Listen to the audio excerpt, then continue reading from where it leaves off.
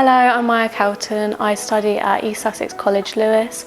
I'm doing an art and design diploma and I'm on my third year.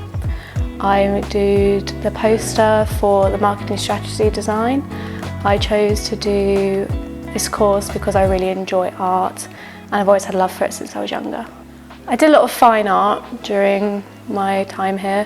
I did really enjoy it. I've done printmaking.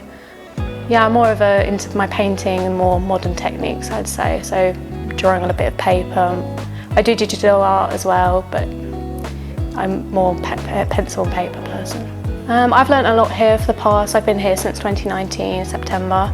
I've learnt a lot. I've learnt how to do different techniques. I've learnt to do printmaking, 3D, how to make models, wire work. So it's a lot of techniques you can learn. It's not just drawing on a bit of paper or painting on a canvas. There's a lot of variety and the teachers here are really nice. They'll help you along the way. And yeah, I've learnt a lot.